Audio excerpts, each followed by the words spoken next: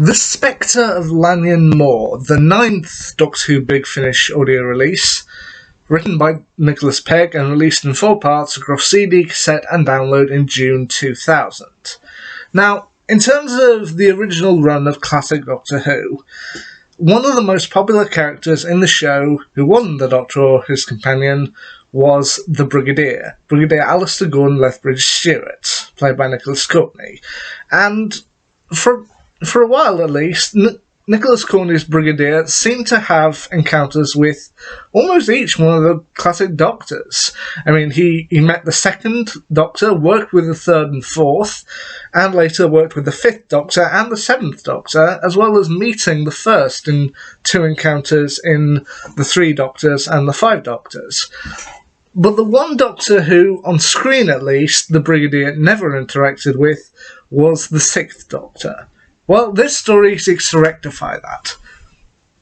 The Spectre of Lanyon Moor sees the Doctor and his companion, Evelyn Smythe, voiced by Maggie Staples, land in Lanyon Moor, a very much kind of quaint English country town, which comes complete with its own fugu, and also seems pretty close to the historical culture of, like, pixies and imps. Okay, the fog and mysterious creatures that roam around in the fog.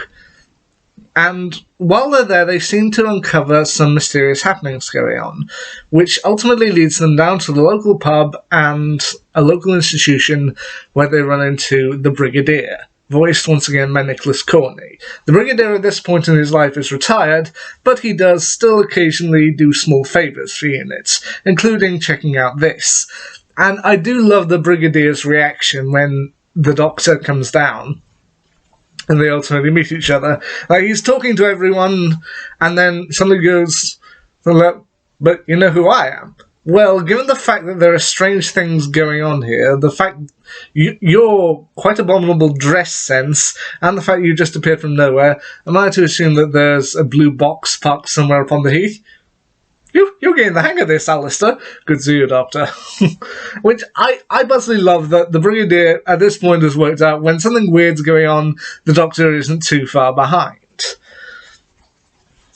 The Doctor, Evelyn, and the Brigadier set off to investigate these strange goings-on with the help of several of the townsfolk, including Miss Moynihan, voiced by Susan Jameson, a kind of older woman who's mostly her two only friends are her dogs, and she's kind of just off on a holiday to Greece. There's also Philip Ludgate, a member of the group who's, I think, a scientist just getting his start, and he's voiced by Barnaby Edwards, as well as Professor Morgan, voiced by Toby Longworth. And when the Doctor sends Evelyn off to do some research at a library, she ends up at the home of Sir Archibald Flint, voiced by James Bolam. But now we get into the real heavy spoiler territory, so if you haven't listened to this story, go off, listen to it, and then come back. Because this is where I can't really talk about the story anymore without going into spoilers. So, it does appear at first as though it's kind of imps and pixies and the like, but then they discover it's not quite as simple as that, as it relates to, say it with me now, aliens. Because of course it does. Mainly 2 aliens named Sancreda and Scriffan. And the main one that the happenings are going on involve the alien Sancreda. Now, 18,000 years ago, Sancreda and Scriffan were on planet Earth, seemingly doing an experiment, but then something caused them to leave fairly sharpish. Or at least they tried to leave. Scriffan escaped, and Sancreda was left behind. And he is intent on bringing Scriffan back to Earth so that he can kill his brother, because Scriffan is Sancreda's brother. He wants to kill his brother for leaving him behind, and then use the technology aboard his ship to escape Earth and destroy it in the process. And it seems, at least in this story, that anyone who's not the Doctor, Evelyn, or the Brigadier seems to have been wrapped up into these schemes.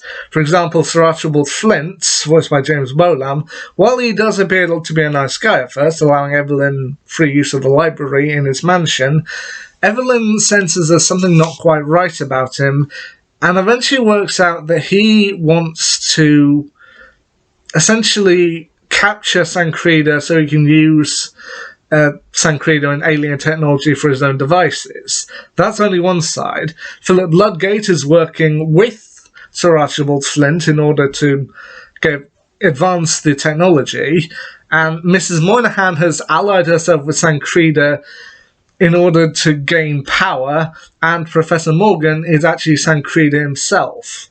I'm not entirely sure if he was always with Sancreda or whether Sancreda is a projection, Professor Morgan is a projection produced by Sancreda. But I will admit, there are also some good twists in here, like when Sancreda wants to kill his brother for leaving him behind, only for it to be revealed in the last part of the story that his brother Scrifan is already dead and has been dead for 18,000 years. It's like, no, this can't be. I have to murder him. It's like, no, that's the thing, you already killed him. Back 18,000 years ago, when you thought he was leaving, you shot him out of response with your ray gun. And he's been dead for years. That's the bones we found earlier. That's the dust that was left behind. And Sancreda honestly seems a bit shaken up by this, that the fact that the person he wanted to kill is already dead. Actually, that's a pretty good one. And I do like how the fact that the Brigadier, he's evidently learned a lot from the Doctor, and during the final struggle in the final part, he manages to gain the upper hand on Sancreda, and he is effectively the one to kill him. Which, I know the Doctor doesn't always approve of violence, but honestly I think he does it quite effectively here, managing to effectively sabotage Sancreda's ship.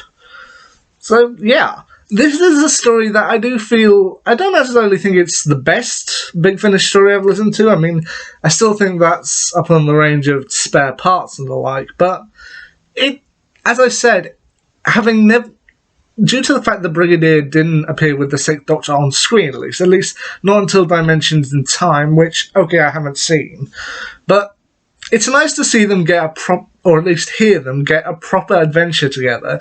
The Sixth Doctor, Colin Baker, and the Brigadier, Nicholas Courtney. It's nice to hear them work off one another and ultimately show the dynamic that the Doctor and the Brigadier are supposed to have.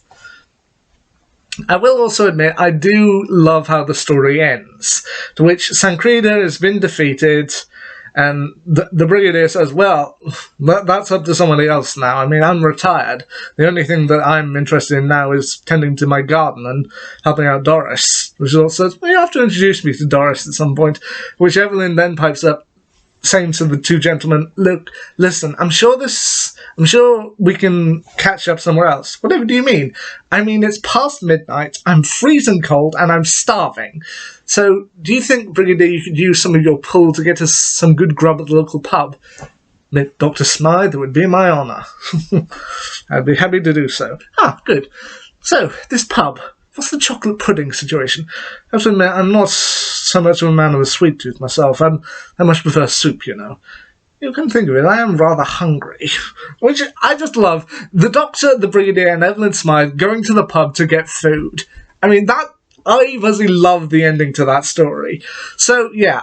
As I said, I wouldn't necessarily count the Spectre of Lanyon Moor as one of the best Big Finish stories I listened to, but it's nice to hear the Brigadier and the Sixth Doctor get an adventure together, especially since the Nicholas Courtney is now sadly no longer with us, as he passed away in 2011. But this story was released in 2000, and I think it's a good one, showing the Sixth Doctor and the Brigadier working together in a unit story.